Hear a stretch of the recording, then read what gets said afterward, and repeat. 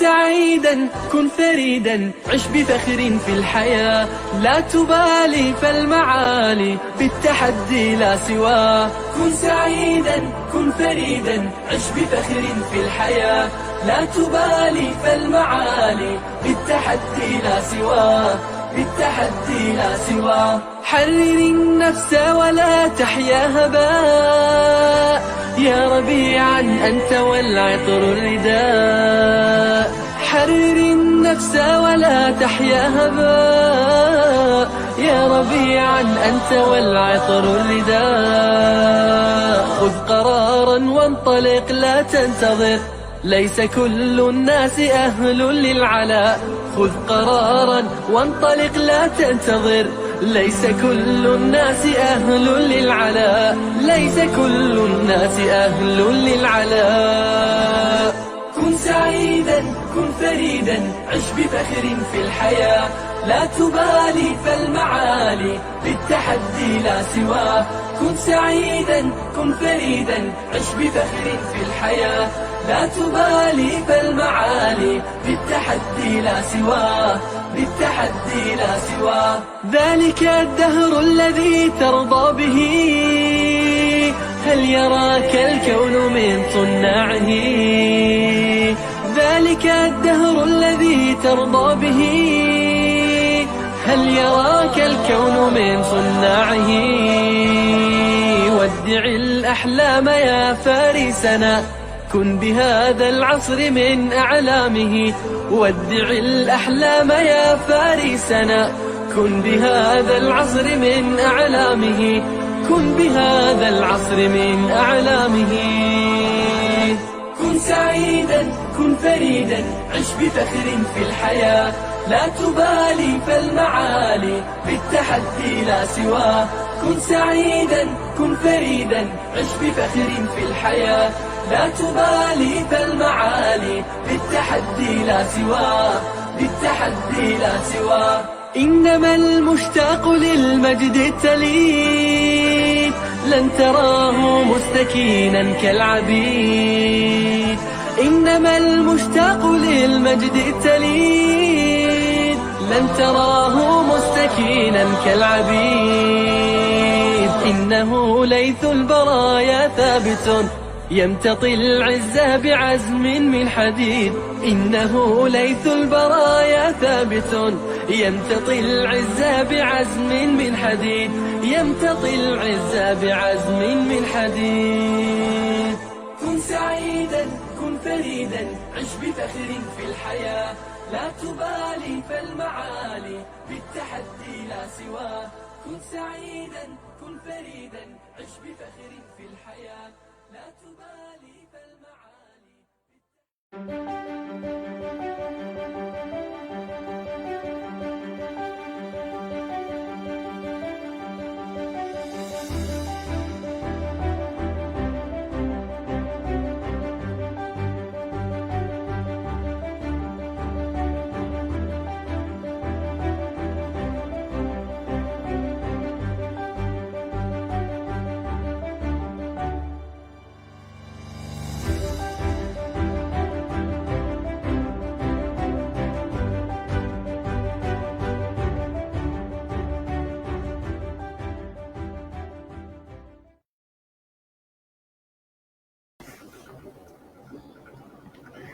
Bismillahirrahmanirrahim. Innal hamdalillah nahmaduhu wa nasta'inuhu wa nastaghfiruh wa na'udzu billahi min shururi anfusina wa min sayyiati a'malina. Man yahdihillahu fala mudilla lahu wa man yudlilhu fala hadiyalah. Wa asyhadu an la ilaha illallah wahdahu la syarikalah wa asyhadu anna Muhammadan abduhu wa rasuluh. Amma ba'd. Rabbi shrah li sadri wa yassir li amri wahlul 'uqdatam min lisani yafqahu qawli. Rabbi zidni ilma warzuqni fahma. Allahumma inna nas'aluka ilman nafi'a wa rizqan tayyiba wa amalan mutaqabbala. Assalamualaikum warahmatullahi wabarakatuh. Apa khabar jemaah muslimah kita di Masjid Kampung Siglap pada petang ini? Kita ada siapa ni? Kak Som bersama dengan kita. Terima kasih Kak Som kerana setiap masa bersama dengan saya sebentar ya ada masalah sikit. Tak, bukan masalah, dia lupa nak tutup kipas. Okay. Jadi dia macam helikopter kat belakang tu tak? Nampak kipas kan? So kita on lah aircon kita. Okay, begitu keadaannya Sakinah. Yes. Selesai satu masalah. Baik, itulah tadi pun tak check juga ya, admin pun tak bilang saya. Dia biarkan je Ustazah kat situ.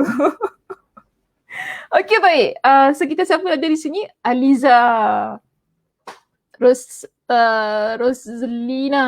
Macam mana saya nak sebut nama tu? Ros lah, panggil Ros je. Assalamualaikum warahmatullahi. Okay, terima kasih Liza bersama dengan kita petang ini. Ros juga, Alhamdulillah Allah Subhanahu Wa Taala berikan kepada kita dengan kesihatan dan juga kelapangan masa untuk kita sama-sama ikuti sambungan perbincangan kitab Ad-Da'wa Ad-Dawa kita pada petang ini. Okay, Muslimah, jangan tidak membuang masa lagi, saya pun tidak ulang lagi perkataan itu. Ustazah Muslimah di belakang tabir kata, setiap minggu saya dengar Ustazah cakap benda yang sama. Baik, tak apa. Saya tak nak cakap lagi lah benda yang sama ya.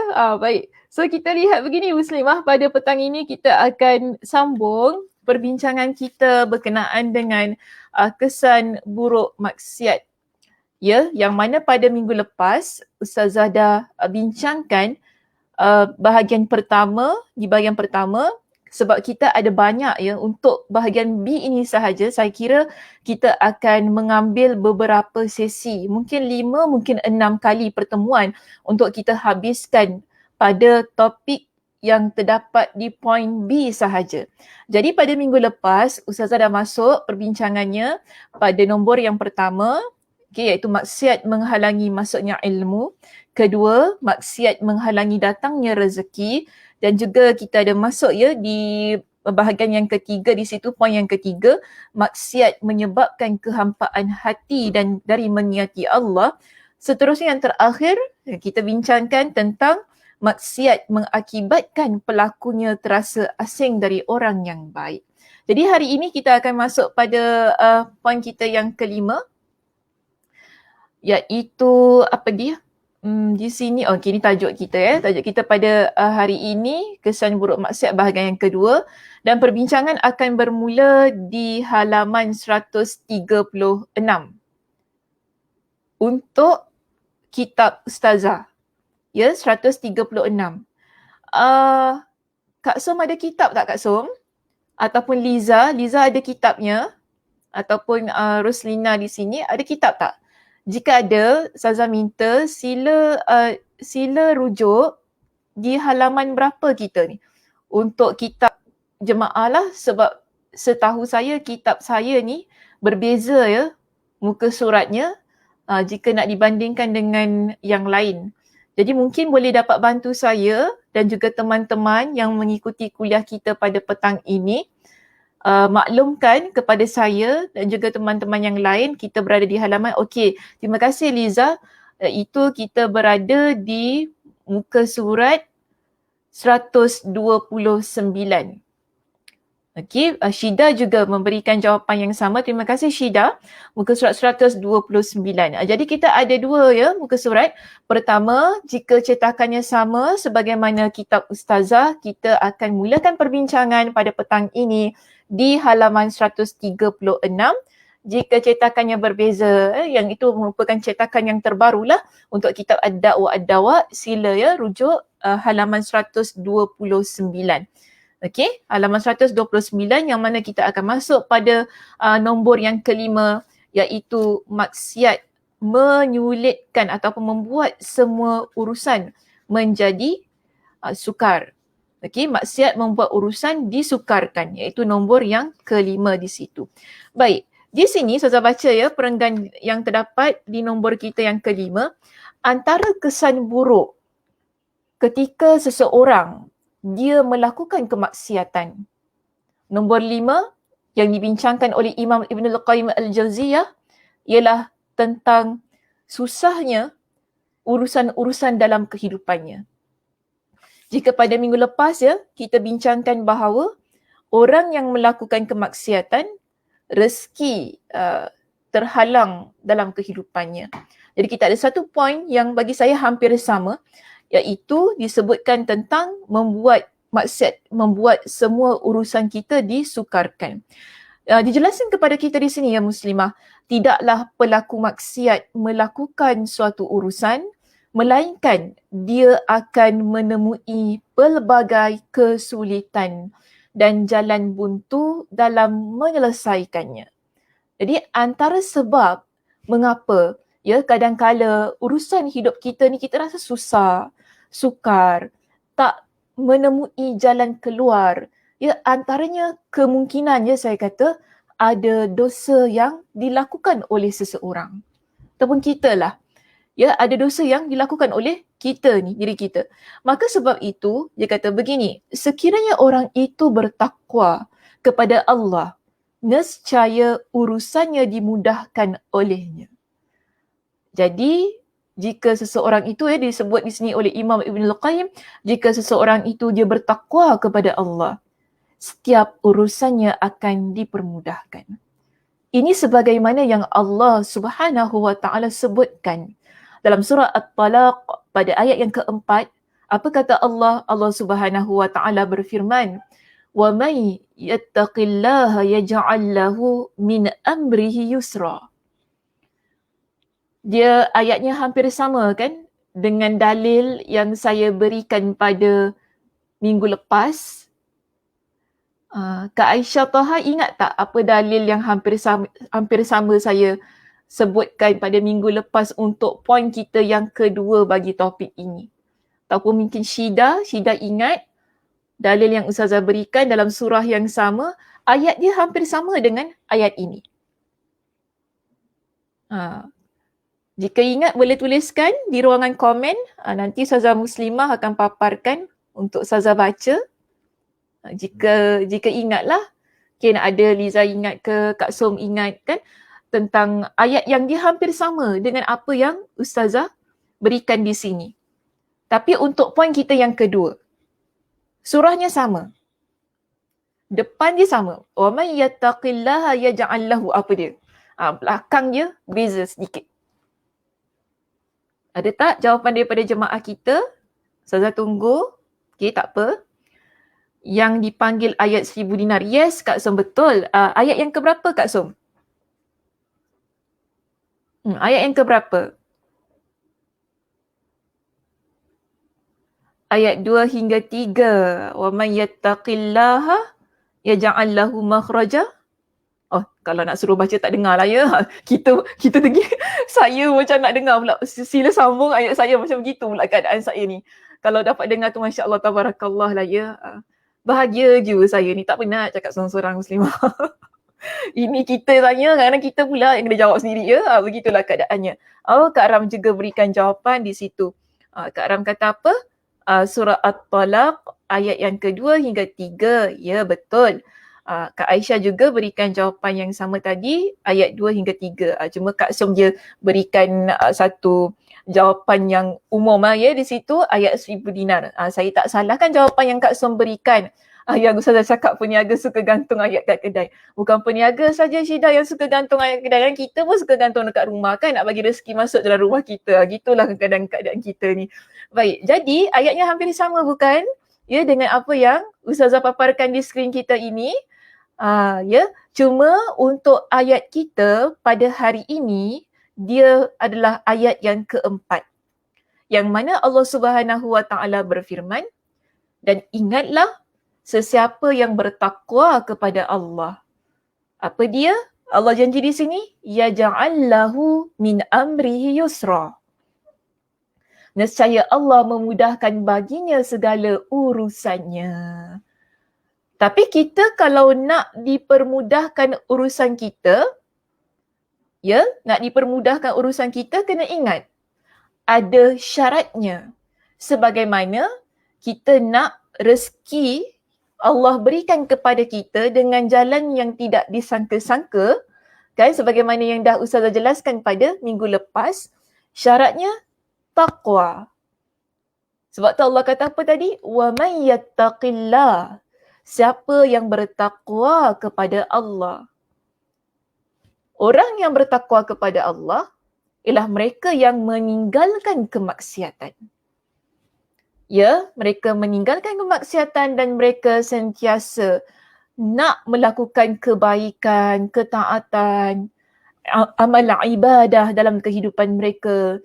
Seboleh mana mereka ni akan usaha mana-mana kemaksiatan yang mereka ada ataupun yang ada di depan mata ni nak elak-elak, tak nak buat, halang diri daripada melakukan kemaksiatan dan dosa. Kerana apa? Ada ketakwaan dalam diri mereka.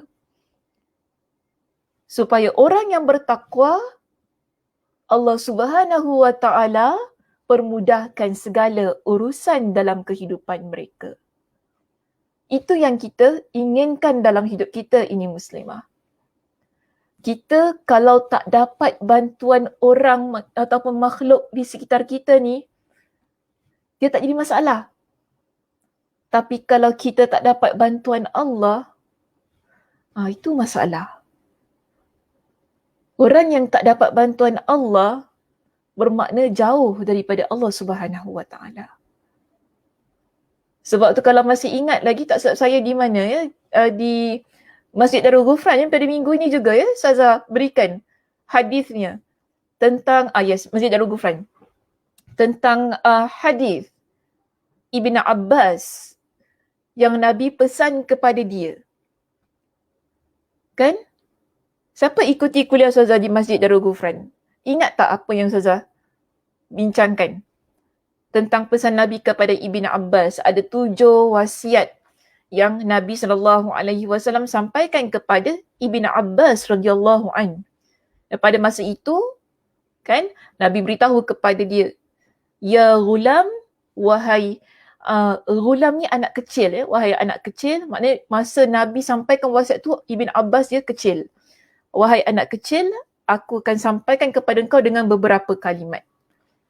Kak Ramnah, ingat Kak Ramnah apa yang saya kongsikan di Darul Ghufran tentang wasiat itu, yang mana ia ada kaitan dengan poin kita yang kelima pada petang ini. Kita nak sesuatu perkara dipermudahkan, Allah berikan bantuan kepada kita, Allah tunjukkan kepada kita dengan jalan keluar.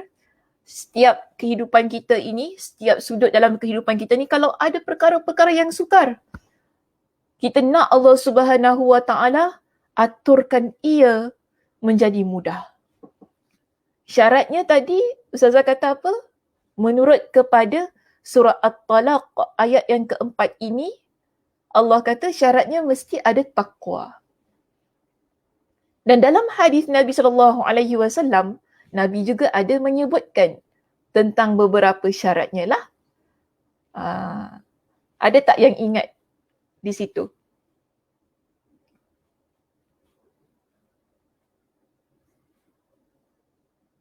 Macam tak ada je, semua senyap je. Nampak ni, macam kita juga yang nak kena jelaskan. Padahal ni adalah, nak cakap penghuni tetap. Padahal ini adalah pelajar tetap saya ni. Tengah semak-semak saya lah notebook. Apa hari tu dia cakap kat Ghufran, dah lama lupalah hari kita. Mesti tengah tengok notebook masing-masing ni. Ataupun tengah cari kitab, buka lah kitab Fawaidul Fawaid tu Tengah buka ke kitab Fawaidul Fawaid, dia jadi lambat tu. Nak berikan jawapan. So, saya kena tunggu jawapan kat sini. Jaga Allah, Allah jaga kita. Betul? Saya jaga saya jaga awak jaga saya gitu Okey. Jaga Allah, Allah jaga kita. Betul, Liza. Ihfazillah yahfazka. Nabi pesan kepada Ibn Abbas radhiyallahu an, jagalah Allah maka Allah akan jaga kita.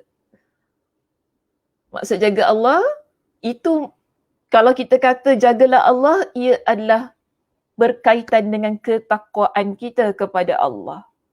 Kerana orang yang menjaga Allah, dia taat kepada segala perintah Allah. Dia tinggalkan segala larangan Allah. Itu adalah orang yang bertakwa kepada Allah. Lalu Nabi kata apa? Allah akan menjagamu. Sebagaimana yang Kak Ram berikan jawapannya di situ.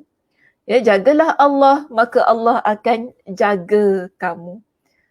Di sini bila Allah jaga kita, antaranya ialah Allah Subhanahu Wa Taala mempermudahkan banyak urusan-urusan hidup kita yang sukar. Dia begitu. Ya. Kadang-kadang kita ni muslimah, cuba kita muhasabah dalam hidup kita ni. Kita memang tak terlepas daripada melakukan dosa. Dalam keadaan kita berdosa kepada Allah, banyak tak urusan hidup kita dipermudahkan oleh Allah Subhanahu Wa Taala? Allah Subhanahu Wa Taala, ya, Maha Pengasih, Maha Penyayang.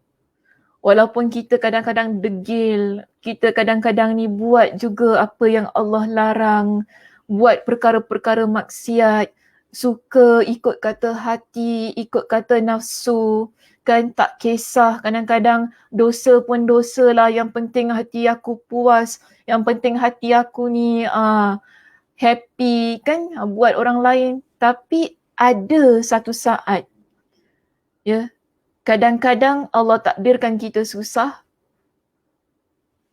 Dalam keadaan kita melakukan kemaksiatan itu, Allah masih lagi berikan kepada kita dengan jalan keluar. Allah tunjukkan kepada kita dengan kemudahan-kemudahan. Maknanya Allah mempermudahkan urusan-urusan dalam kehidupan kita. Itu pun kalau kita tak sedar, saya tak tahulah ya muslimah nak kata macam mana lah. Susah kita ni kadang-kadang manusia. Allah Subhanahu Wa Taala berikan kepada kita dengan pelbagai macam nikmat untuk kita menjadi hamba-Nya yang sentiasa taat kepada Allah. Tapi kadang-kadang ya, ini buktilah Allah Subhanahu Wa Taala Maha Pengasih, Maha Penyayang, penuh rahmat-Nya Dia terhadap hamba-Nya ni. Kita ni dah buat macam-macam benda, tetap Allah berikan kepada kita dengan jalan keluar, berikan kepada kita dengan kemudahan ya dalam hidup kita. Jadi kita ni kalaulah ya dalam hidup ni, sebab nanti saya bimbang, ada orang kata macam ni, Ustazah, saya ni ahli maksiat, buat dosa pun kalau saya susah Allah tolong saya. Kan? Bimbang orang cakap gitu muslimah. Ya, saya bimbang. Nanti ada orang yang dia ni keluarkan statement-statement yang sedemikian. Saya tak tahu baik pun Allah bagi saya duit, kaya je saya ni. Kan? Saya ni buat dosa ke, saya sakitkan hati orang lain je, bahagia je saya ni, tak ada pun. Macam Ustazah cakap, jiwa sempit lah, Allah bagi susah lah. Okey je kita. Kan? Okey je kita, tak ada benda pun. Takut orang keluarkan ayat-ayat yang begitu. Jangan sombong kita ni, ya, jangan sombong. Belum masanya Allah Subhanahu Wa Taala tarik nikmat-nikmat itu yang akhirnya menjadikan kita susah sesusah-susahnya. Okay? So kita ni jangan sombong. Maka sebab itu, bila kita tahu orang yang keluarkan ayat-ayat yang begitu tadi, kan kita pun dah pernah bincangkan pada bab pertama dalam kitab kita ni tentang ungkapan kata mereka yang melakukan kemaksiatan, yang mereka selalu menunda-nunda taubat mereka, mereka bangga dengan dosa-dosa mereka, mereka yakin sangat Allah Subhanahu Wa Taala akan ampunkan dosa mereka, akhirnya menyalahgunakan dalil. Kita dah pernah bincangkan tentang hal itu dengan begitu panjang lebar. Bahkan kita dah murnikan ya pendapat-pendapat itu dengan dalil-dalil daripada hadis Nabi SAW. Cuma beginilah, saya masih lagi ya nak pesan pada diri saya dan kita semua. Kita ni sedar diri kita ni banyak buat perkara-perkara yang Allah larang. Pada satu masa bila kita susah dalam hidup, lalu kita tak sangka Allah berikan kepada kita dengan kemudahan dan jalan keluar. Itu sebenarnya titik permulaan untuk kita kembali ke jalan Allah. Begitu keadaan kita sebagai seorang hamba. Bukan kita makin bangga, betul tak? Bangga kita, oh aku susah, aku buat benda dosa pun Allah masih tolong aku lah. Tak payahlah nak solat semua gini. Aku susah pun Allah tolong aku, rezeki datang mencurah-curah lah. Tak payah semua nak zikir-zikir semua ni. Nak taubat lah, solat tahajud lah, witir lah, duha lah apa. Nak hafal ayat 1000 dinar lah. Nak baca-baca ni semua tak payah. Buat apa? Jangan jadi orang yang begitu. Makin Allah bantu, makin jadi sombong. Ini saya kata begini muslimah, itulah penyebab punca kita tak nampak jalan ataupun kita tak nampak cahaya hidayah yang sebenarnya Allah suluhkan pada diri kita. Sebab apa? Hati kita dah terlampau hitam. Dah terlampau gelap. Maka sebab itu tidak hairan, di poin kita yang ke-6, Imam Ibnul Qayyim Al-Jauziyah mengingatkan kepada kita, maksiat akan menghadirkan kegelapan hati. Hati kita baik-baik cantik, warna merah, kan? Berdegap-degup ayatnya kan. Dugdak kan. Nanti kena nyanyi, tak boleh. Tak boleh nyanyi kat sini. Saya kalau nyanyi Kak Ram lah orang pertama yang paling suka dia. Okay. Dia hati kita dah cantik dah ni muslimah. Allah ciptakan kita dengan hati yang begitu cantik. Suci, bersih. Kan? Kalau lihat asalnya warnanya merah. Tapi biasa kita gambarkan orang hati suci bersih ni warnanya putih lah begitu. Tapi bila seseorang dia melakukan kemaksiatan, itulah permulaan hati mula menjadi gelap. Sebab tu kadang-kadang kita tak hairan. Ada orang dia bila Allah bantu makin sombong dia. Kemungkinan besar. Kemungkinan besar. Hatinya dah jadi macam dekat skrin yang saya letak lah ni. Tak tahulah hati siapa saya ambil ni. Okay. Yang penting dia bukan hati saya. Saya letak di sini untuk tunjukkan betapa hitamnya hati itu yang menyebabkan cahaya bila nak menyuluh tu kan, bila nak masuk tu dia terpantul kembali. Tak dapat, dia tak nampak. Itu yang menyebabkan makin bongkak, makin sombong. Dan apa yang dijelaskan oleh Imam Ibnul Qayyim Al-Jauziyah untuk poin kita yang ke-6 ini. Dia katakan begini, pelaku maksiat merasakan kegelapan di dalam hatinya. Sebagaimana merasakan gelapnya malam jika telah larut. Kegelapan kerana maksiat ini di dalam hatinya bagaikan gelapnya ruangan bagi matanya. Ketaatan adalah cahaya dan maksiat adalah kegelapan. Bila kita banyak sibukkan diri kita dengan ketaatan kepada Allah, itulah cahaya yang kita letakkan dalam diri kita. Namun, kalau kita sibuk dengan kemaksiatan, ia adalah kegelapan yang kita collect. Yang kita kumpul untuk letakkan dalam hati kita. Maka sebab itu, Imam Ibnul Qayyim Al-Jauziyah kata begini muslimah.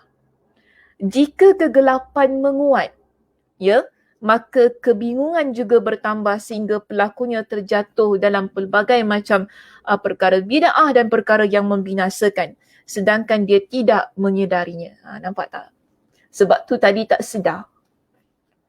Allah berikan jalan keluar. Kan dalam keadaan kita ni manusia ni buat pelbagai macam maksiat. Tapi Allah berikan jalan keluar juga. Allah berikan bantuan juga. Namun masih lagi tak nampak-nampak. Kenapa? Kita tak sedar sebab antaranya hati kita dah gelap. Hati kita dah terlampau gelap, hitam, pekat, tak nampak apa-apa dah. Tak sedar dah kita ni. Keadaannya seperti orang buta. yang berjalan keluar sendirian pada malam yang gelap gelita. Kegelapan maksiat akan menguat hingga terlihat di mata, lalu menguat lagi sampai menyelimuti wajah dan menjadi satu bekas yang hitam hingga setiap orang mampu melihatnya. Ini pendapat Imam Ibnul Qayyim Al-Jauziyah. Dia kata kegelapan hati kita ini, ya, dia akan terzahir di wajah kita. Kegelapan itu ada nampak tak ada cahaya lah, senang kata begitulah kan. Saya pun susah nak cakap macam mana, ya. Kadang-kadang kita ni lihat orang wajahnya Masya Allah, Tabarakallah, berseri, bercahaya. Kenapa? Bukan sebab dia makan kolagen, Muslimah. Okay. Ya Allah, Saza je makan kolagen, Saza. Ya Allah, aura naik, Saza. Aura seri-seri. Seri je naik. Oh, makan apa? Makan kolagen. Berapa botol lah? 5 botol satu hari. Mungkin lah begitu. Tapi ni, aura seri tu naik bukan sebab dia makan kolagen ke, kan? Bukan sebab dia suntik botox ke apa. Atau sebab dia pakai susuk ke apa. Bukan. Betul lah kadang-kadang ada orang yang menggunakan produk-produk ke apa kan untuk menaikkan seri wajah dan sebagainya. Tapi kebiasaannya bila kita lihat orang yang ada natural beauty ni ya, Muslimah, maknanya dia tak payah pakai apa-apa. Okay? Wajah tak pakai apa-apa. Dia pakai makeup ke tak pakai makeup, cantik je. Okay? Telan kolagen tak telan kolagen, sama je muka dia kan. Okay je muka dia kan. Dan kita selalunya boleh nampak lah. Ya? Masya Allah, Tabarakallah, tenang je. Wajahnya tenang, kan? Tengok dia, Masya Allah, suka kita tengok dia. Kan in and out lah dia punya tu cantik tu. Dan itu kemungkinan besar ialah kerana dia banyak melakukan amalan ketaatan kepada Allah. Walaupun tak semualah, ya, sebab tu tadi saya kata susah kita ni nak tiba-tiba cakap gitu kan. So kita pun jangan tiba-tiba nampak orang gelap ke apa, kau buat dosa. Ini jangan. Jangan kita suka-suka ya Muslimah cakap gitu pula. Kawan kita dah memang kulit dia gelap ke sawo matang ke apa kan, dah memang gitu kulit dia. Kita pun kata, kau gelap muka kau kau buat dosa agaknya kau ni. Mulut pun, ya Allah, kadang-kadang tak ada insurans kita ni, Masya Allah. Cubalah kita ni jaga. Okay? Mentang-mentang nak apply ilmu yang baru belajar petang ni, nampak orang muka gelap semua kata buat dosa. Ni kadang-kadang pun masalah juga kita ni. So kena jaga lidah kita ya. Tak semestinya lah saya kata. Tapi ini teori lah yang dikeluarkan oleh Imam Ibnul Qayyim Al-Jauziyah kepada pelaku maksiat itu tadi. Sebenarnya begini, apa yang diucapkan ataupun apa yang disebutkan oleh Imam Ibn Qayyim pada poin kita yang ke-6 ini, yang menyatakan bahawa bila orang itu boleh buat perkara maksiat tersebut boleh menggelapkan hatinya, ada dasarnya. Ada dasarnya. Saya baca kitab ini ya, sebenarnya daripada Masjid Darul Ghufran lah dulu kita baca kitab ni. Bagus kitab ni, cuma ada kadang-kadang dia tak datangkan dalil. Sebenarnya ada dalil yang boleh kita pegang untuk dikuatkan lagi statement yang dia bawa. Tapi mungkin itulah dia serahkan kepada guru yang mengajar lah kan. Macam saya kata, ulama dahulu ni mereka tak buat semua perkara. Tapi bukan kerana mereka tidak tahu, mereka tahu. Cuma mereka terjemahkan saja daripada sudut penjelasan. Mungkin tugas kita lah generasi yang akan datang ya untuk cek balik, cari kembali ya, apa dalilnya. Jadi untuk poin kita yang ke-6 ini, sebenarnya dalil ini ada disebutkan oleh Nabi SAW. Ya, pada hadis yang diriwayatkan oleh Imam At-Tirmidzi dengan status hadis yang hasan. Nabi ada kata begini Muslimah kepada kita.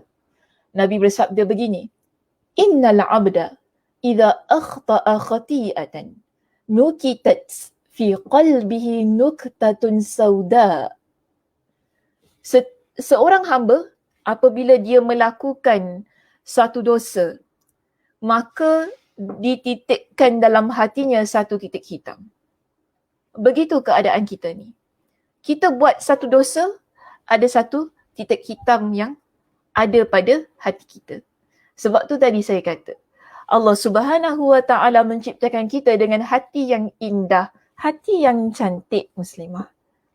Tapi bila kita cemarkan ia dengan kemaksiatan, ia mula ada problem.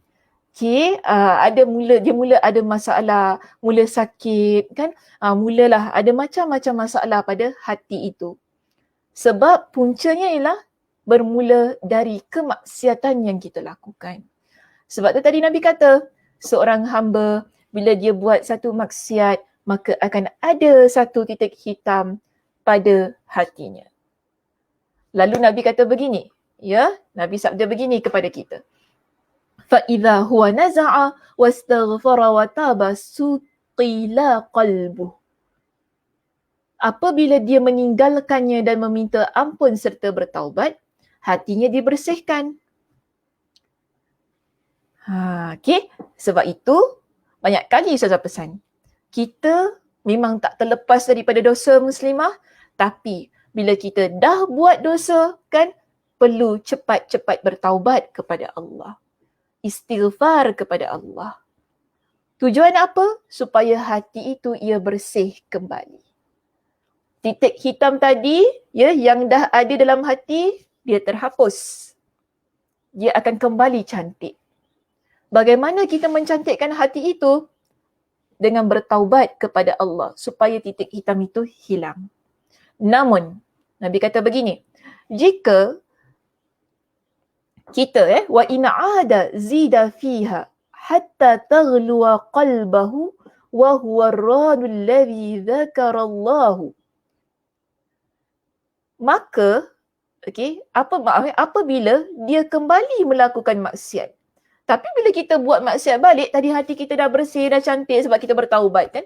Tapi bila kita buat kembali maksiat, maka ditambahkan titik hitam tersebut hingga menutupi hati kita. Itulah yang disebut sebagai ar-ran. Okey, ar-ran.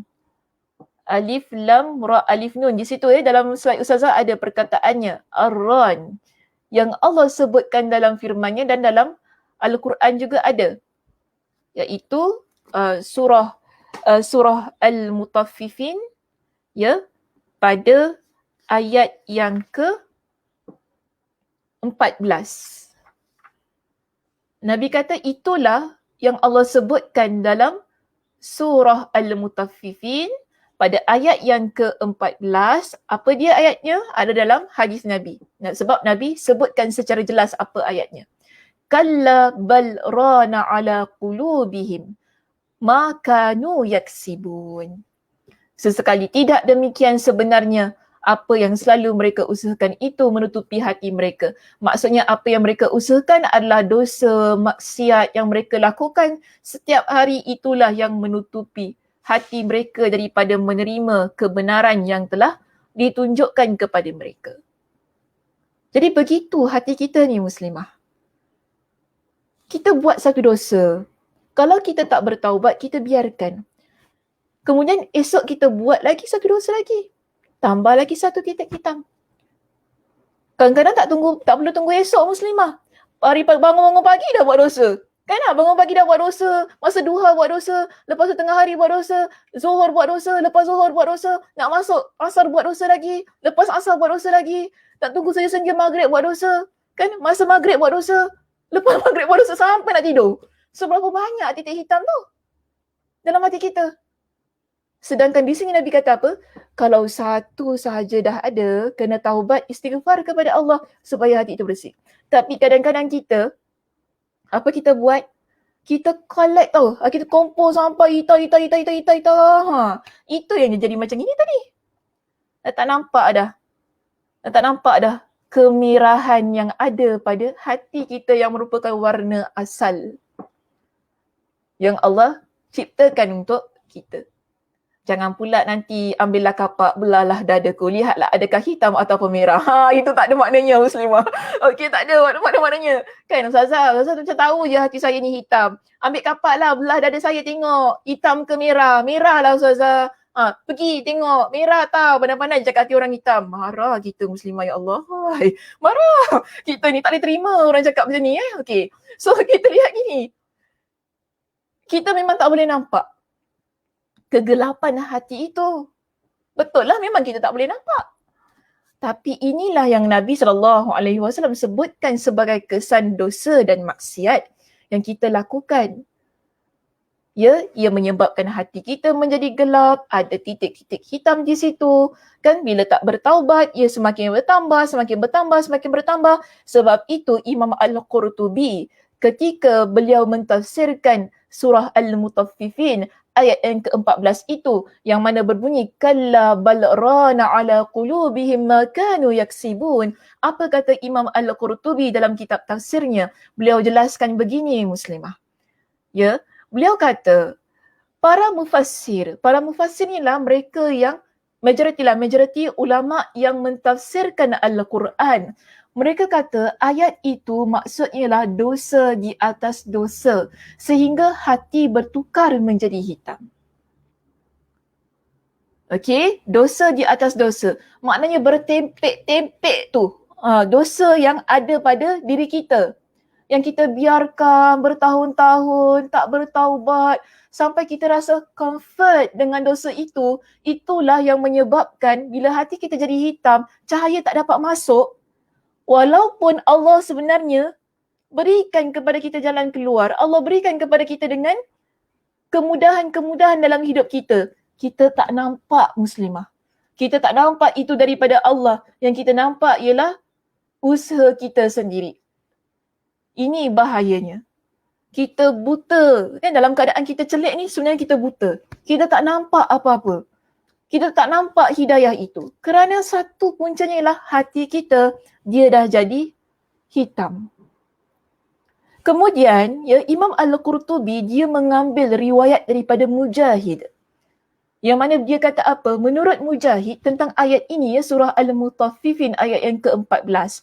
Ya, sila catat ya ayat yang keberapa, saya bimbang nanti tersilap. Oh, terima kasih Kak Ram. Kak Ram juga dah bantu saya untuk letakkan di ruangan komen. Mungkin boleh jadi rujukan kepada teman-teman kita yang tak hadirlah kuliah pada hari ini. Oh, hari ini kehadiran agak merosot ya. Saya tahu bulan 12, semua tengah sibuk-sibuk pergi jalan-jalan ya. Walaupun dalam negara. Okey, tak apalah. Yang nak cuti kita ni kan, itulah kalau saya rasa, kalau saya mengajar sampai hujung bulan ni, tak ada orang duduk kat depan komputer ni. Akhirnya Kak Ram seorang je dengan saya berbual. Mungkinlah ya. Okey, balik. Itu yang pertama sekejap. Kita lihat di sini. Mujahid, dia kata gini muslimah. Seseorang yang berdosa, hatinya ditenggelami dengan dosa. Kemudian dia buat dosa lagi. Hatinya ditenggelami dengan dosa lagi. Akhirnya apa? Sehingga dosa itu menutupi hatinya. Kalau Mujahid, Imam Mujahid dia tafsirkan begitu ayat ini. Kita buat dosa, hati kita tenggelam. Bayangkan sesuatu yang tenggelam, ya, dia tak timbul. Tenggelam ni maknanya dia tak timbul. Dia tenggelam dalam dosa tu. Okey, dan tenggelam dalam dosa itu, dia buat lagi dosa. Makin tenggelam. Akhirnya hilang dia. Dia ditutupi dengan dosa. Sebab apa? Dah ditenggelami dengan dosa-dosanya sendiri. Akhirnya dia tak bernafas, dia tak nampak dah. Apa yang ada di depan, kanan, kiri semua dia tak nampak. Ini keadaan mereka yang melakukan kemaksiatan, yang akhirnya hati mereka menjadi hitam. Dia tak nampak perkara-perkara yang baik. Bahaya kesan ini muslimah. Sebab orang yang hatinya hitam, ya, tak nampak kebenaran, tak nampak kebaikan, dia akan terus-terusan menjadi insan yang melakukan kemaksiatan dan menzalimi orang lain. Kerana apa? Dia tak rasa apa yang dia buat itu adalah salah, dia tak rasa apa yang dia buat itu adalah dosa. Dia akan nampak betul semua yang dia buat, padahal dosa. Ini bahayanya. Kan? Sebab itu kalau kita ni ada buat maksiat, ya, cepat-cepat kita ni kena taubat kepada Allah. Jangan tunggu sampai seru muslimah. Kadang-kadang ada orang, ya Allah, tunggu seru. Saya tak tahu seru apa nak tunggu. Ya, nak tunggu seru apa sekarang ni kita ni. Kita kata tak apalah, tunggulah nanti kan, tunggu sampai seru, tunggu nanti ni kita muda-muda enjoy puas-puas kan. Belum sakit lagi, masih ada kesihatan, masih ada tenaga, buat, nak buat apa buat. Kadang kita macam gitu muslimah. Ya buat, nak buat apa buat, enjoy. Kan nak gelek, nak joget. Kau nak gelek, kau nak joget, buat. Biar puaskan hati. Nanti dah tua sikit taubat. Kadang-kadang ada kita mendengar orang cakap begitu. Jangan ambil kata-kata yang begini. Ya, jangan jadikan panduan, jangan jadikan sandaran kata-kata yang sedemikian. Sebab banyak kali juga Ustazah pesan, kita ni kalau nak mati tak pernah nak kenal tua ataupun muda. Sebab tu tak ada maknanya kalau kita kata tak apa muda-muda ni, buatlah enjoy apa-apa nak buatlah. Habis kalau muda-muda meninggal, nak buat macam mana? Ini nak marah. Nak macam mana kita ni? Nak jawab apa kita ni? Dah kita menyesal tak sudah.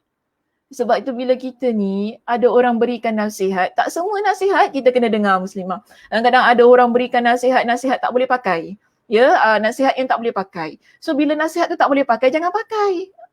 Buang di dalam dustbin gitu keadaannya. Delete dia. Kita ambil nasihat-nasihat yang betul-betul boleh membentuk kepribadian kita, boleh membentuk hati kita ini menjadi hati yang baik, hati yang bersih, diri yang betul-betul salihah. Begitu keadaannya.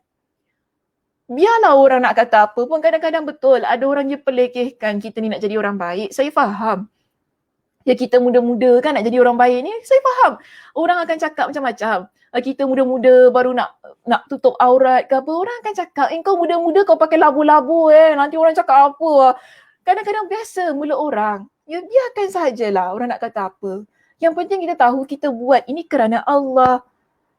Kan? Kita buat kerana Allah, taat kepada Allah Subhanahu Wa Taala untuk hati kita sentiasa cantik. Kita pun kata, Ustazah, habis kalau hati kita dah sakit hati dengan orang cakap itu gini, macam mana nak cantik Ustazah hati kita? Sakit tunya di sini Ustazah. Allahu Akbar Ustazah. Tak boleh, saya tak boleh tahan. Saya tak boleh cantik kalau hati saya sakit. Betul lah. Hati kalau sakit tak boleh cantik Muslimah, betul. Tapi kalau kita ni betul-betul, ya, kita buat satu perkara ketaatan ini kerana Allah, insya-Allah Muslimah, sakit macam mana pun, ya, dia akan tenang. Biasalah orang cakap kita memang mesti sakit hati. Saya pun kalau orang cakap apa-apa sakit hati juga kita ni, biasa. Itu normal. Cuma sakit hati tu jangan bawa sampai matilah. Okay? Sakit hati tu sikit-sikit je lah. Biasa sakit hati tu orang cakap gini, geramnya aku, macam gitu kan. Itu biasa kita punya reaksi, respon kita kan. Takkanlah orang sakit hati kita diamnya. Tak apalah sakitlah hati. Alhamdulillah kau sakit hati, senyum je. Itu tak normal. Okay, itu tak normal namanya. Kita akan sakit hati biasa.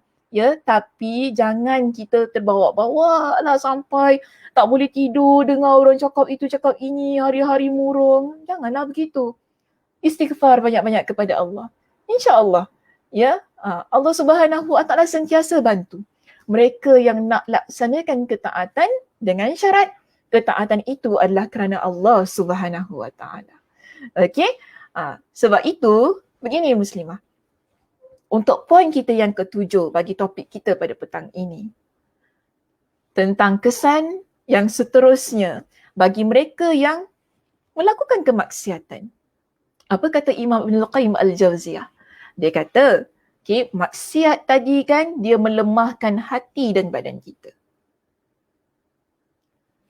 Hati kalau dia hitam tadi, nampak tak dia punya keterkaitan antara satu poin kepada satu poin. Hati kita bila dah hitam, dia tak boleh fungsi dengan baik. Itu tanda ada kelemahan pada hati itu. Hati yang tak boleh berfungsi dengan baik, ia pasti akan menyebabkan anggota tubuh badan kita juga terpengaruh dengan hati yang tak mampu berfungsi itu tadi.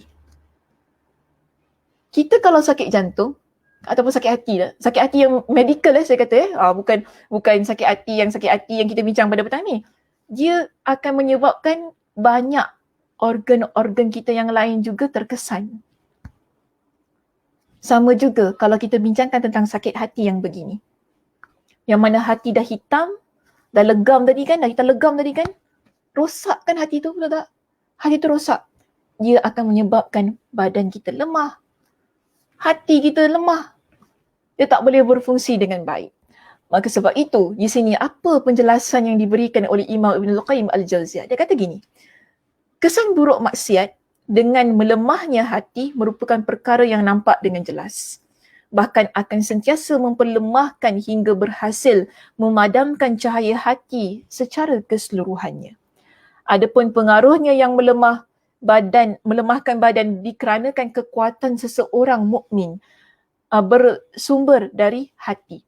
Jika hatinya kuat, maka badannya juga sedemikian. Kita kadang-kadang tak kuat muslimah. Tapi apa yang menyebabkan kita kuat? Sebab kita ada hati yang tabah. Hati yang besar, a big heart. Saya pernah jelaskan tentang hal ini. Kita ada hati yang begitu besar untuk memaafkan orang lain. Kita ni ada hati yang begitu murni, yang begitu kuat untuk buat perkara-perkara yang baik. Itu yang membuatkan kita jadi seorang muslimah yang kuat. Tapi kalau hati kita lemah, tadi kan, orang buat jahat pada kita tak boleh nak maafkan, orang itu tak boleh dah, aku tak boleh, semua tak boleh. Dia lemah maknanya. Bila dia lemah, ia akan bantu, maksudnya dia akan menjadi pendorong kepada kita untuk menambah-nambah kemaksiatan-kemaksiatan yang lain. Ya na'udzubillahi min dzalik.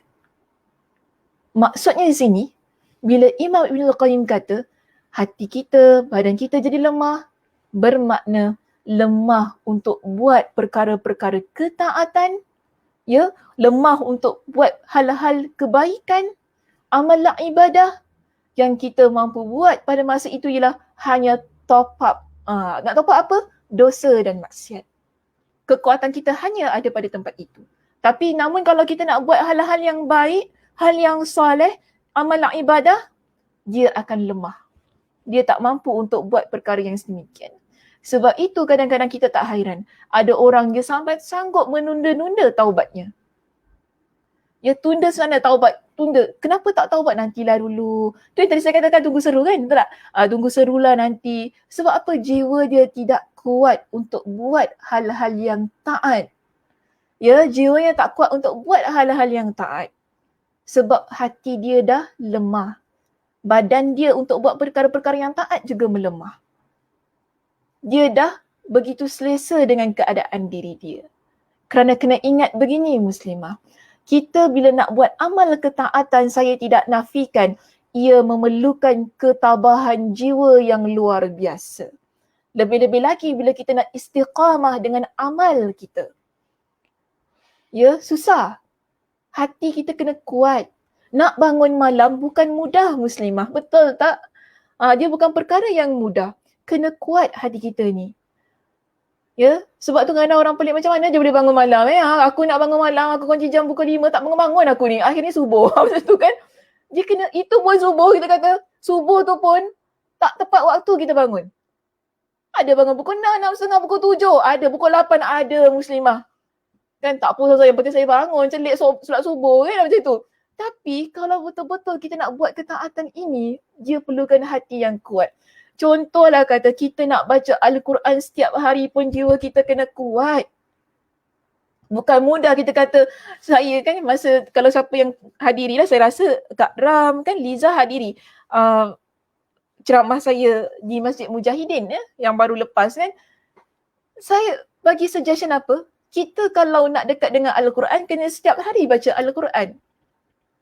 Ya, setengah muka surat pun jadilah. Itu pun kita nak buat setengah muka surat ni, nak baca Al-Quran setiap hari, hati kita kena kuat muslimah. Tak mudah. Ya, tak semudah kita buka Facebook kita. Tak semudah kita buka IG kita, tak semudah itu. Nak buka Al-Quran ni tak semudah itu muslimah. Dia punya hati kena kuat, tapi bayangkan kalau hati kita lemah. Bayangkan kalau hati kita lemah. Kita pun kata, alah malasnya nak baca Quran, ya Allah, tak payahlah, nanti esok. Kita tunda kan? Tak apalah, esok aku start. Esok nak start ni. Tengok Quran. Buka baru buka. Bismillahirrahmanirrahim. Boring ayat apa ni? Cakap pasal apa ni? Tak faham ah. Buka tafsir. Apa ni? Tak faham ah. Tak apalah, nanti tunggu Ustazah Sakinah berjelas ah. Tak apa, tunggu dia syarah lah. Malas aku nak baca lebih-lebih ni. Tak faham apa tak faham tutup. Gitu kita. Kan? Itu kita ni. Keadaan kita ni. Maknanya jiwa kita lemah. Tapi bayangkan, orang yang jiwa dia kuat, susah macam mana pun, dalam bab-bab agama ini terus on. Malas macam mana pun on kita. Ya, sebab apa? Ketaatan kita kepada Allah. Begitu keadaannya. Tapi kalau orang yang biasa buat maksiat, jiwa dia lemah. Susah. Susah sangat-sangat. Saya kata gini, mungkin saya tak tahulah ya, diri masing-masing lah ya. Tapi ada orang yang dia tak buat maksiat banyak pun, dah lemah jiwa dia. Betul tak? Apatah lagi kalau orang yang buat maksiat banyak. Betul tak? Yang buat maksiat sikit-sikit kan kita nampak je baik apa. Biasalah kita orang-orang biasa buat dosa tu kan. Kadang bohong sikit, bohong sunat orang kata ya, bohong sikit tu kan. Ngumpat orang sikit, sikit-sikit je kan. Sikit-sikit kita buat ni. Itu pun dah melemahkan hati kita sebenarnya. Yang kita tak perasan. Yang kita tak perasan tentang hal itu. Sebab itu Nabi pesan kepada Aisyah radhiyallahu anha. Apa Nabi pesan kepada Aisyah? Iyaki wa muhaqqaratil a'mal. Wahai Aisyah, hati-hatilah engkau dengan dosa-dosa kecil. Kita kadang-kadang tak perlu cakap pasal dosa besar muslimah. Ya, kita ingatkan diri kita dulu dengan dosa kecil. Nabi pesan kepada Aisyah, iyaki wa muhaqqaratil a'mal fa inna laha minallahi taliban. Sesungguhnya dosa-dosa kecil itu akan dipertanggungjawabkan olehmu di sisi Allah Subhanahu wa taala. Itu baru yang kecil, belum yang besar. Yang kecil ni pun kalau kita istiqamah, ada orang dosa ni istiqamah. Ya, okey. Sebenarnya tak sesuai lah saya guna perkataan istiqamah tu untuk dosa. Tapi dia konsisten, buat dosa secara konsisten. Walaupun ia kecil. Ada orang begitu. Benda kecil yang kita kecil-kecil ni buat. Pernah kan kita bincangkan dulu tentang orang yang mengumpul kayu api. Kayu api, kita sekarang kumpul ranting dia. Ranting tu kecil. Kita kumpul, tapi lepas kita kumpul, boleh tak ia menjadikan api? Boleh sebab dah banyak. Gitulah dosa. Kecil dosa itu kita buat. Akhirnya kita kumpul. Dia bahaya tak? Bahaya. Boleh sebabkan hati kita jadi hitam, keras, lemahkan badan kita nak buat perkara-perkara yang soleh. Maka sebab itu Allah Subhanahu wa taala, ya, Allah beri kelebihan bagi hati ataupun bagi orang yang menjauhi maksiat. Dia nak jaga hati dia ni. Dia nak jaga diri dia agar tak buat perkara maksiat. Sebab tu tadi saya kata ia memerlukan kepada ketabahan hati, jiwa yang begitu besar untuk kita istiqamah dalam melakukan hal-hal ketaatan. Jadi orang yang beriman adalah orang yang sentiasa menjaga dirinya agar tidak terlibat dalam perkara-perkara yang maksiat. Sebab itu di sini Allah Subhanahu wa taala menyebutkan dalam surah Asy-Syura pada ayat yang ke-37. Allah Subhanahu wa taala berfirman. Ya, yang mana sebelum itu ya muslimah, sebab kenapa saya tak letakkanlah sengaja bermula daripada ayat yang ke-36. Ya, sila buka Al-Quran, apps Al-Qurannya, lihat apa yang Allah Subhanahu wa taala sebutkan bermula daripada ayat yang ke-36. Lalu ia bersambung pada ayat yang ke-37, 38 hingga 39. Tapi kerana konteks perbincangan kita tentang dosa dan maksiat, sebab tu saya cuma highlightkan di slide saya berkenaan dengan dosa dan maksiat itu sahaja. Tapi sekarang ini Ustazah nak baca bermula daripada ayat ke-36 dalam surah Asy-Syura. Apa kata Allah? Allah firman begini muslimah. Fama utitum min syai'in. Maaf, fama utitum min syai'in. Tertebal, tertinggi pula perkataan tu jadi ain pula. Fama utitum min syai'in famata'ul hayatid dunya. Maka apa pun yang diberikan kepadamu itu adalah kenikmatan hidup di dunia. Setiap apa yang Allah berikan kepada kita ni, itu adalah nikmat-nikmat yang Allah anugerahkan kepada kita sebagai seorang hamba. Kemudian apa kata Allah? Wa ma 'indallahi khairu wa abqa. Dan yang ada pada sisi Allah lebih baik dan lebih kekal. Bagi siapa? Lilladzina amanu wa 'ala rabbihim yatawakkalun. Kita bila nak kejar apa yang di sisi Allah.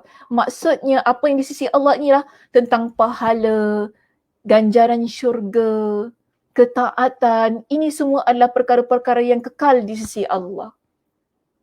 Siapakah mereka yang mengejar hal yang kekal ini di sisi Allah? Allah sebutkan dalam ayat yang ke-36. Allah kata apa? Lillazina amanu wa ala rabbihim yatawakkalun. Pada orang yang beriman dan hanya kepada Rabb mereka, kepada Tuhan mereka, mereka bertawakal. Kemudian Allah masuk kepada ayat kita di sini yang ke-37. Allah berfirman, wallazina yajtanibuna kabairal ithmi wal fawahisha wa idza ma ghadibu hum yaghfirun. Siapakah orang yang kejar pahala di sisi Allah yang kekal, abadi, yang kita akan bawa sampai ke akhirat, sampai ke syurga Allah Subhanahu Wa Taala? Dia bukan hanya semata-mata orang yang beriman, bukan semata-mata orang yang bertawakal kepada Allah, tetapi mereka adalah orang yang menjauhi dosa-dosa besar serta perbuatan-perbuatan yang keji. Maksudnya, mereka adalah orang yang menjauhi dosa dan maksiat. Tak kira sama ada dosa itu besar ataupun kecil. Ini kata Allah. Ya, walladzina yajtanibuna kabairal ithmi wal fawahisha wa idza ma ghadibu, dan apabila mereka marah disebabkan perbuatan yang tidak patut terhadap mereka, hum yaghfirun, mereka memaafkannya, iaitu perbuatan-perbuatan yang tak patut orang lakukan ke atas diri mereka. Ini adalah mereka ataupun orang yang mengejar apa yang kekal di sisi Allah. Orang yang mengejar apa yang kekal di sisi Allah, antara cara yang mereka lakukan ialah menjauhi kemaksiatan. Tidak kira sama ada ia kecil ataupun besar. Ya, maka sebab itu begini muslimah, kebaikan yang kita buat dia akan sentiasa menenangkan hati kita. Maka atas dasar itu orang yang beriman, mereka tinggalkan kemaksiatan-kemaksiatan. Sebab itu orang yang benar-benar beriman kepada Allah, hati mereka, jiwa mereka tenang setenang-tenangnya. Kerana Nabi SAW ada menyebutkan, ya, di dalam hadis ini, Nabi kata apa? Hadis yang diriwayatkan oleh Imam Ad-Darimi dengan status hadis hasan li ghairi. Nabi kata begini, al-birru matma'annat ilaihi nafs wa tuma'anna ilaihi al-qalbu. Kebaikan itu, ya, amal pahala yang kita buat, amal ibadah, amal yang mendatangkan pahala dalam hidup kita, perkara-perkara yang baiklah semuanya yang kita lakukan, ia adalah perkara yang menenangkan jiwa dan mententeramkan hati kita. Gitu keadaan amal soleh, kebaikan. Tapi beza dengan dosa dan maksiat muslimah. Apa bezanya? Nabi jelaskan kepada kita di sini. Wal ithmu ma haka fin nafsi wa taraddada fis sadri. Sedangkan dosa adalah perkara yang teragak-agak, yang mendatangkan keraguan dalam hatimu. Wa in aftakan nas, walaupun kamu minta fatwa kepada manusia, wa aftauka, dan mereka memberikan penjelasan kepada kamu. Kita tanya kan, dosa ke benda ni? Ustazah jawab, dosa. Kita pun mula, tapi kan ustazah, okey, nampak tak? Kita dosa tak ustazah? Dosa. Tapi kan ustazah, kita cuma gini tahu, kita gini tahu, dosa ke? Tapi gini tahu, gini masih dosa ke? Kadang-kadang susah juga kan kita ni nak handle masyarakat ni. Bagi jawapan A je bagi B pula. Nanti B tu kita jelaskan, tak C pula kan. Sampai Z tak habis. Susah juga kan kadang manusia ni. Tapi begitulah keadaannya. Dosa. Dia buat hati kita ragu-ragu, hati kita teragak-agak, hati kita ni tak tenteram, tak tenang. Biasa dengan amal soleh. Ketaatan-ketaatan yang kita lakukan, yang kita boleh sebutkan ia sebagai kebaikan-kebaikan. Setiap apa yang namanya kebaikan, ia akan mententeramkan jiwa kita, hati kita. Itu yang dibagi sebagai penawar bagi hati kita.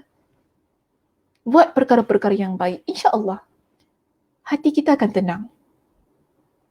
Kita buat baik kepada kedua ibu bapa kita buat baik kepada para pelajar kita buat baik kepada guru kita buat baik kepada teman-teman kita, kan? Buat baik kepada ahli keluarga kita, adik-beradik kita. Buat baik. Tenang hati kita. Cuba bayangkan, kalau kita ni buat perkara-perkara yang jahat kepada orang di sekitar kita. Mungkin pada zahirnya kita nampak kita tenang, tapi sebenarnya itu bukan ketenangan. Itu adalah kesengsaraan, kekosongan yang ada pada hati kita. Yang kita terjemahkan melalui perlakuan-perlakuan kita yang tak puas hati sana, tak puas hati sini, kan zalimi orang sana, zalimi orang ini. Itu sebenarnya adalah kesengsaraan yang ada pada hati kita. Jadi, jangan biarkan kemaksiatan yang menyengsarakan hati kita itu tadi menghalang kita untuk buat perkara-perkara yang taat. Sebab tadi kita bincang, orang yang dia buat maksiat, kan? Hati dia jadi hitam dan gelap. Dia tak nampak kebenaran. Walaupun dah diberikan kepada dia dengan kebenaran, dia masih lagi tak sedar. Dia dah tunjukkan kepada dia apa, mana yang betul, mana yang salah, masih lagi tak sedar. Bahkan Allah Subhanahu Wa Taala bantu dia, masih lagi tak sedar. Kan? Orang yang begini, hati dia lemah. Dia tak boleh buat perkara-perkara yang baik. Sebab dia dah terlampau selesa dengan kemaksiatan. Sebab itu kita kena halang diri kita daripada melakukan kemaksiatan tu tadi. Kerana bila kita dah terlampau selesa dengan kemaksiatan, ia akan menyebabkan kita nak buat perkara-perkara yang taat itu tadi kan, dia halang. No entry. Okay? Tak ada. Dia jadi penghalang. Tu kadang-kadang kita lihat, kenapa tak buat ni? Kita pun tak nak malu aku nak pergi kuliah. Biasa kan? Terdengar orang kata gitu. Sekejap Muslimah.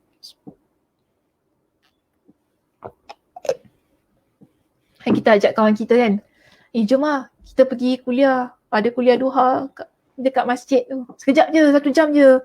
Duduk terdengar, kita catat apa-apa kan, ustazah cakap ke ustaz beritahu apa-apa kan. Kita catat nanti dah. Lepas 1 jam kita balik. Dia kata apa, tak nak malu Buat apa? Tak nak aku. Buang masa. Ada orang gitu kan, buang masa.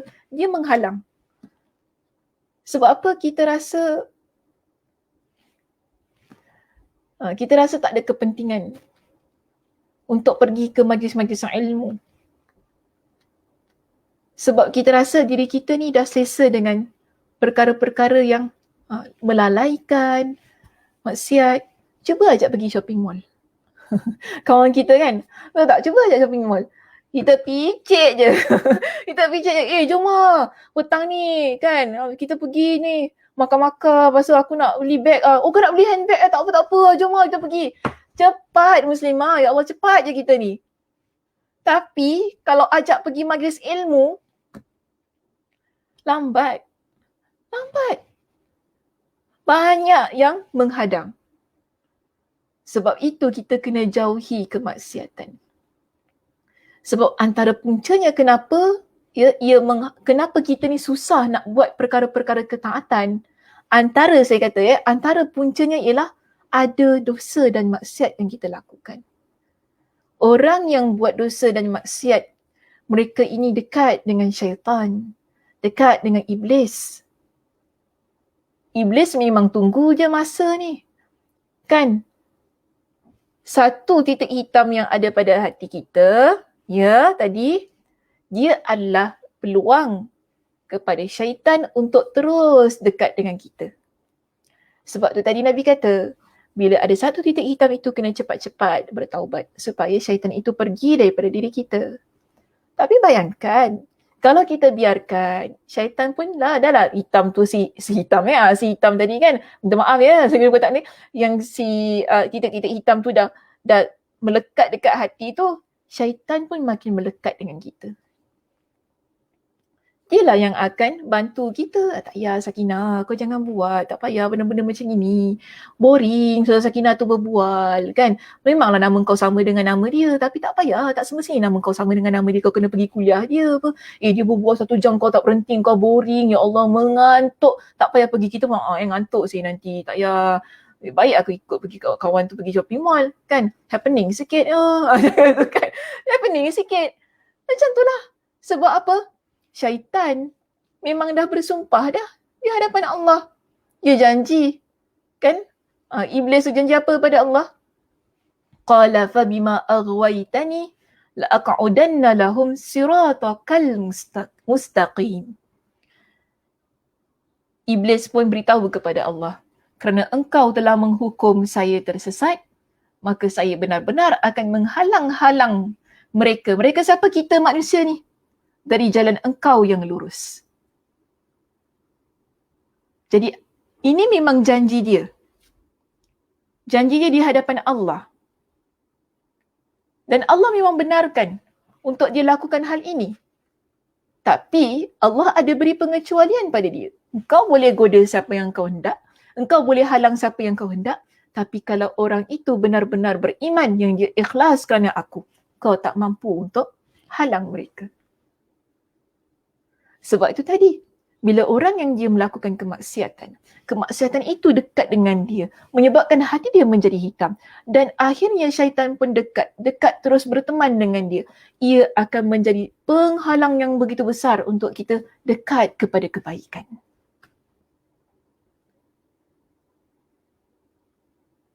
Bila kebaikan itu ia terhalang daripada diri kita, maka inilah yang akan menjadikan diri kita orang yang dah tak kisah dah dosa dan pahala. Dan kita tak nak muslimah kita jadi orang yang sedemikian. Kita belajar kan, kita dengar ayat Al-Quran setiap hari. Kita dengar hadis Nabi SAW setiap hari. Dan kita hendak apa yang kita belajar, apa yang kita dengar, ianya menjadi cahaya pada hati kita. Tak nak cahaya tu nak masuk, dia keluar balik. Tak boleh masuk maknanya. Dia tak boleh nak meresap pada diri kita. Tak nak sedemikian. Sebab itu kan kita kena usaha tinggalkan kemaksiatan. Jauhkan diri kita.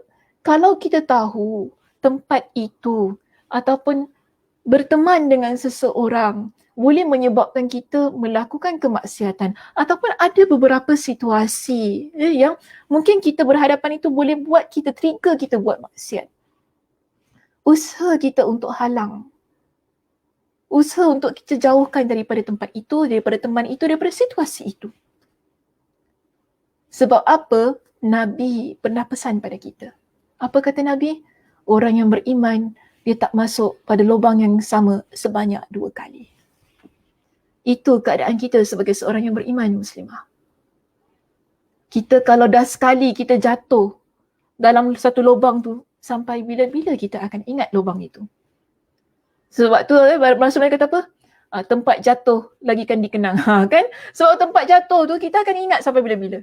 Saya jatuh di Turki, di Bursa tu kan, tempat snow tu, saya jatuh di situ sampai sekarang saya ingat.